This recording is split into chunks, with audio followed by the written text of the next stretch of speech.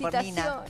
Gracias, gracias. Bueno, la contracara un poquito de todo esto, ¿no? La noticia que irrumpió ayer aquí en Buenos Aires a las 5 y algo más de la tarde en el barrio de Palermo y que recorrió el mundo porque quizá muchos no sabíamos que una estrella, una figura del mundo de la música internacional estaba en Buenos Aires y además estaba en Buenos Aires desde hacía varios días y bueno, lamentablemente por lo menos eso dicen todos los testigos, propio del consumo, de la situación de excitación psicomotriz que tenía, de las sustancias que además muchas de ellas fueron encontradas en la habitación cuando llegó SAME y después policía, lamentablemente murió. Y bueno, hoy es una noticia de impacto mundial, de sin impacto duda. mundial, sí, lo es desde ayer a la tarde. Murió Liam Payne a los 31 años, dejó un hijo de 7. Se calcula que tenía una fortuna de 47 millones de dólares, construida a partir del éxito de una banda juvenil como fue One Direction. Y la verdad es que sabíamos que había pasado por Buenos Aires porque estuvo en el recital de uno de sus ex compañeros, pero no sabíamos que todavía estaba acá. Claro, en el Movistar Arena. Sí, la verdad es que conmoción mundial. Tenemos una mesa de lujo para analizar el tema. Está Marcelo Severio, que es psicólogo y nos va a ayudar justamente a captar la psicología de estos personajes que son hiperfamosos de muy jóvenes y de repente se tienen que acostumbrar a un vértigo y una vida que no es normal para el común de los mortales. 16 la verdad. años tenía cuando empezó con esa carrera. Sí, que fue a través de un reality show. Bueno, ellos no ganaron el reality, los expulsaron, después volvieron, pero bueno, fueron la banda que trascendió. Exactamente, Factor X. Y está Francisco Dadik, que es médico clínico y toxicólogo. Bueno, arranco por vos. Gracias por acompañarnos, Francisco. Bueno, recién decía Débora, se presume que el consumo de sustancias lo lleva a un estado de excitación que incluso algunos testigos describen. Hubo llamados al 911 de violencia y de temer incluso por su vida y un desenlace en segundos. Sí, bueno, gracias por la invitación. Hay muchas sustancias de lo que se conocen como psicoactivas, puntualmente los estimulantes, que pueden provocar este tipo de cuadros, ¿no? O sea, lo que nosotros conocemos como cuadros de delirio y de agitación. O sea, lo que provocan es mucha excitación psicomotriz, mucho nerviosismo, mucha euforia, que se puede acompañar de delirio y de paranoia. O sea, que sienten que los quieren perseguir, que los quieren lastimar, ¿no? En un contexto también de violencia y demás. Y eso puede llevar obviamente a accidentes, para sí o para terceros, ¿no? Dependiendo del contexto. Ahora, el delirio y la paranoia, entiendo yo que explican, porque muchas veces en estos casos se habla de, o se intenta decir que fue un suicidio porque es una persona que se arroja por un balcón. Claro. Sin embargo, esto que usted dice del delirio y bueno, la idea persecutoria y paranoide puede hacer que ni siquiera sepa qué estaba haciendo o que tenga alguna alucinación de que alguien lo estaba persiguiendo y el salto al vacío sea ni siquiera percibido como tal. Sí, tal cual. Además del delirio, que es esta cosa persecutoria, tenemos también todo lo que tiene que ver con las alucinaciones que pueden estar acompañadas dependiendo del tipo de sustancia psicoactiva. Algunas puntualmente son más alucinógenas que otras, pero pueden dar esto como un factor adicional para que se pueda provocar uno de estos tipos de accidentes, ¿no? ¿Tenemos algún detalle de lo que dictaminó la Fiscalía Nacional en lo criminal en relación a la autopsia? Se habla de politraumatismos y una hemorragia interna y externa producto de la caída. Por supuesto que el examen toxicológico todavía no está en sus muestras resultados. De 8 tejidos de distintas partes del cuerpo. Algunos de ellos permiten ver desde cuándo era el proceso, hasta dónde, hace cuánto tiempo que venía consumiendo en este nivel. Igual él mismo había dado cuenta en distintas entrevistas que había dado. Yo ayer daba con una del 2021, posterior a la pandemia. Decía que el encierro lo había terminado empujando nuevamente a la situación de adicción a las drogas y el alcohol, que él ya venía en una situación de depresión, que los años de la música lo habían empujado a eso, que lo habían convertido en una persona muy enojada con la fama, que reaccionaba mal al contacto con los fans, que vivía resistiéndose y que él no sabía dónde estaba su fondo. Ya en esa entrevista que está disponible, se llama Diario de un CEO, el podcast, decía que había coqueteado con el tema del suicidio. Claro, acá, Marcelo, quizá la pregunta es precisamente esta, ¿no? Hay algo autodestructivo, está claro, en el modo en el que él se acercaba a estas sustancias, pero hay un problema de base que tiene que ver también con la salud mental. ¿Qué es primero, te preguntaría? Bueno, buenas tardes, ¿cómo estás? Buenas tardes, ¿cómo estás? Gracias por venir. esa pregunta es, Débora, como ¿quién nació primero, el huevo o la gallina, no? Lamentablemente no podemos dar una preeminencia a algo, simplemente lo único que podemos decir que es un circuito que se va gestando a lo largo del tiempo. Y estoy pensando algo muy interesante a mi criterio, ¿no? Porque estos eventos siempre nos hacen reflexionar. Sí. Estamos habituados, los seres humanos estamos habituados a un nivel de exposición determinado, que cuando sobrepasamos ese nivel de exposición, entramos en un panorama muy trágico, ¿no? Cuando sentimos que no tenemos la posibilidad de ser íntimos, digamos, de alguien, ¿no? Que permanentemente estamos expuestos. Vamos a un restaurante, estamos expuestos. Claro. Vamos a un lugar donde queremos tener una sala de espera, ¿no? Sí, de un consultorio, nos conocen. Ser siempre público. Permanentemente. Claro. Entonces eso verdaderamente provoca un nivel de alienación en algunas personas que es altísimo. No solo estoy diciendo que sea una condición sine qua non que uno tenga que tener la salida de la droga. No, porque hay cientos de miles de casos en la historia de gente hiperfamosa que no necesariamente cayó en eso. Sí. Por eso Messi digo, ¿no? de la vida, ¿no? Que son como el antiejemplo de esto que vos relatás. Hay factores genéticos que, por supuesto, hay factores del medio ambiente que activan ciertos genes silentes, ciertas cadenas de genes que los tenemos en silencio, digamos, y que se activan en función de esto, ¿no? Esto son lo que se llama, es una disciplina que lo estudia, que se llama epigenética. Pero para no entrar en esas variables tan complejas, simplemente decirles que hay factores del ambiente que son altamente estresantes, que los niveles de exposición, cuando sobrepasan esos niveles de normalidad, por así decirlo, son alienantes, generan altos niveles de estrés y, como dijo el doctor, el consumo, ¿no? de ciertos estupefacientes o ciertas drogas pesadas, partiendo de la base de la cocaína para arriba, generan este tipo de situaciones. Él en algún momento habló, describiendo un poco esto, ¿no? Del exceso de exposición de One Direction, muy joven, y de esto de no poder salir a la calle. Él dijo algo así como que el tour manager, los tenía encerrados en una habitación de hotel porque no había chances de que pudieran salir y estuviera garantizada la seguridad del grupo, y que eso lo metió en el alcohol. Que la única manera de sobrevivir a las horas y horas y horas de encierro en una habitación que le encontró fue el alcohol, y que incluso el frigobar era como una suerte de enemigo o de tentación irresistible. Esto dicho por él. Y te pregunto si existe esto de que una adicción sea la puerta de entrada a otras adicciones, o puede haber una concatenación de adicciones a partir de una, que en este caso es una adicción legal, la adicción al alcohol. Claro. En ese punto yo diría, el frigobar o el gimnasio del hotel. Claro. Esto en principio, por algo elijo el frigobar, que lo tengo ahí, y no elijo el gimnasio y echarle unos kilómetros a la cinta o montarme en una bicicleta. Esto en principio.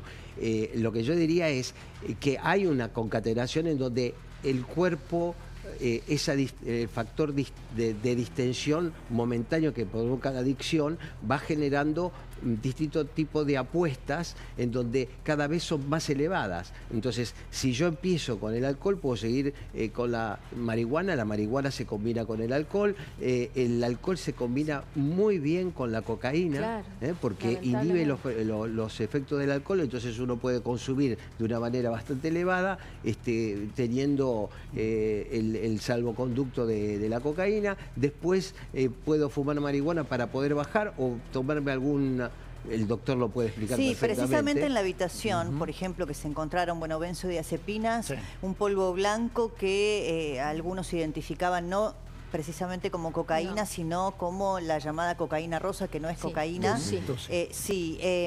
Y bueno, aluminio, un encendedor. Claro, similar a la pasta base, ¿no? Sí, otro tipo de elementos y además alcohol, ¿no? Sí. Acá es algo muy importante a remarcar. Sí, en relación al consumo problemático hay muchos factores que pueden llevar a un consumo problemático. En relación puntualmente a la sustancia, la mezcla de distintas sustancias muchas veces agrava todavía mucho más el efecto, ¿no?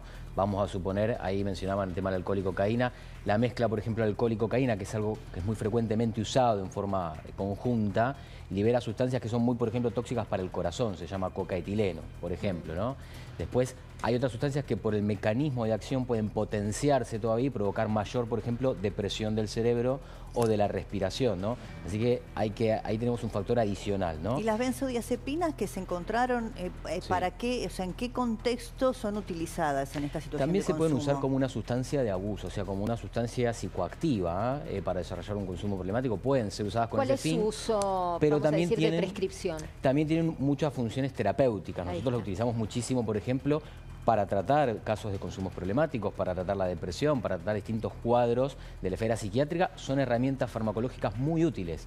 Sin embargo, por supuesto que mal usadas o usadas sin prescripción médica pueden tener sus consecuencias, ¿no? Ahora, que termine la situación de consumo en un delirio paranoide o persecutorio, esto que usted describía, ¿depende estrictamente de la cantidad de sustancia? ¿Depende de alguna condición psicológica de base? O de la combinación. De la combinación de ambas. Y también debe ser difícil determinar si ese nivel de consumo lleva a ese nivel de delirio, vamos a decir. Ayer decía Nelson Castro, es muy delgada la línea de saber qué consumo te lleva a una situación extrema como esta. Es muy buena la pregunta porque da para plantear varias cosas. Lo primero es que sí sabemos que a mayores concentraciones hay mayor riesgo de efecto, ¿no? A mayor concentración, más riesgo de infarto, de ACV, de delirios y demás. Sin embargo, no es así. Por ejemplo, el delirio agitado fatal por cocaína, que es una gran complicación en el consumo de cocaína, no es estrictamente lineal en relación al consumo. O sea, pequeñas concentraciones pueden provocarlo.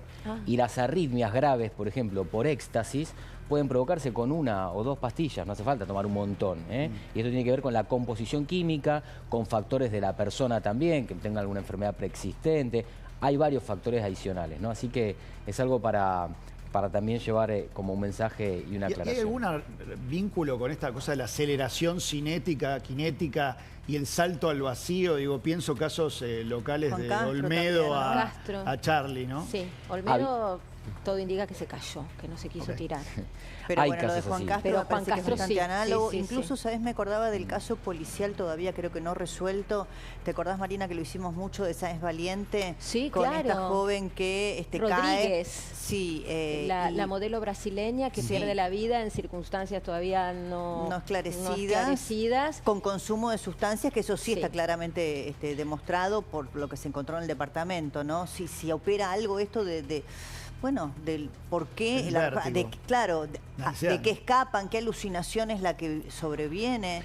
A ver, es bien característico, habitualmente característico, la paranoia. O sea, no es una alucinación que hay como dos grandes grupos, ¿no? Tenemos la alucinación pura en donde la persona quizás piensa algún componente delirante como que está hablando con un árbol, ¿no? Es una alucinación bien pura. Sí. Y otra que tiene que ver más con un delirio persecutorio, que se ve, por ejemplo, más vinculado a la cocaína, a drogas como, por ejemplo, otros estimulantes como el éxtasis, como la ketamina, como el TUSI, el QCB, que en realidad lo que tienen son todos un mecanismo de acción muy parecido, ¿no?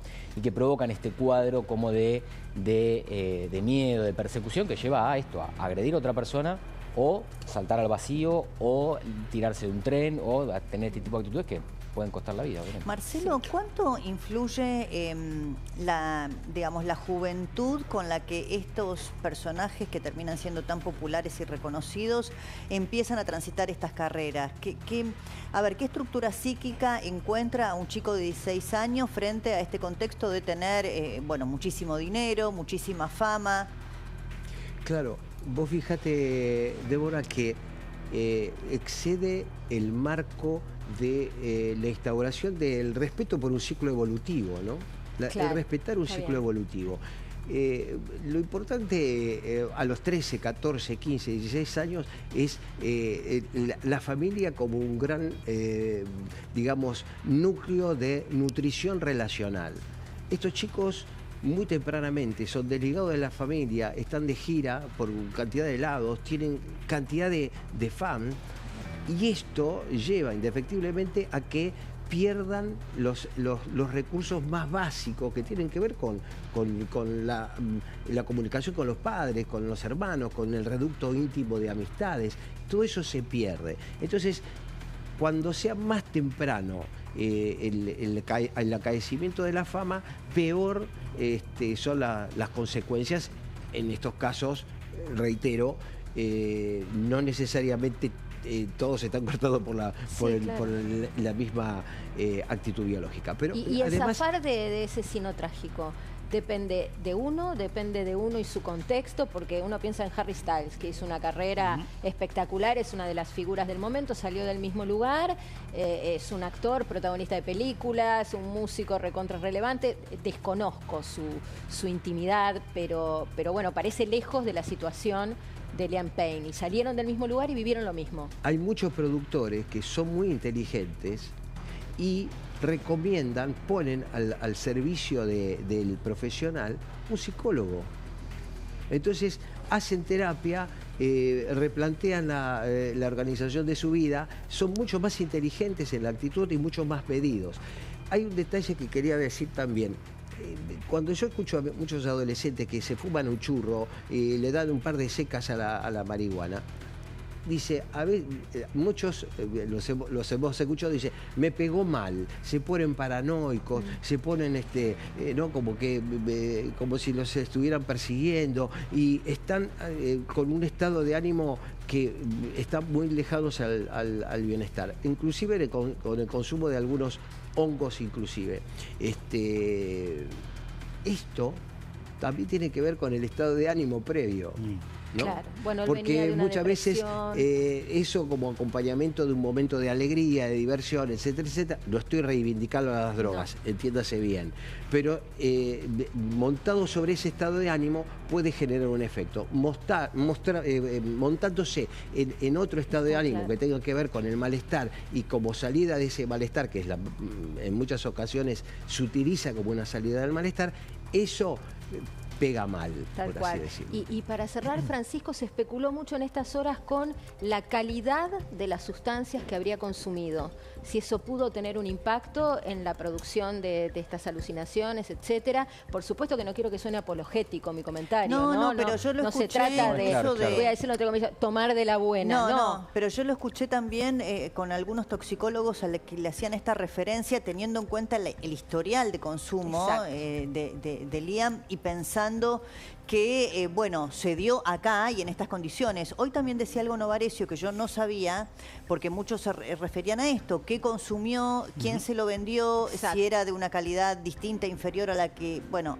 Y Novarecio decía que probablemente por el tipo de drogas que se encontraron las haya traído consigo, porque él, esto es lo que dijo Luis, no tenía demasiado registro de que acá estuvieran disponibles. No sé, lo traslado porque me excede, no conozco el tema realmente. Lo que sucede es, acá tenés el efecto de la sustancia conocido, y después tenés el efecto de un montón de otras cosas que tiene esa sustancia que no sabemos. Eso, por ejemplo, pasa con el éxtasis, que se hace en forma clandestina, al mejor estilo Breaking Bad, y van haciendo modificaciones y no sabemos qué tiene. O, por ejemplo, con la cocaína, que puede ya tener un 20% de clorhidrato de pureza y un 80% de basura, que no sabemos tampoco qué va a provocar. Ahí se da ese efecto en donde uno, además de lo que ya conocemos que va a provocar esa sustancia, podemos encontrarnos con cosas que no esperábamos. Gracias por acompañarnos, Francisco, muy claro. Y gracias, Por favor, Marcelo, que siempre Gracias estás a al pie del ustedes. cañón con nosotras. Muchas gracias. Muchas gracias. Bueno, una noticia internacional que hay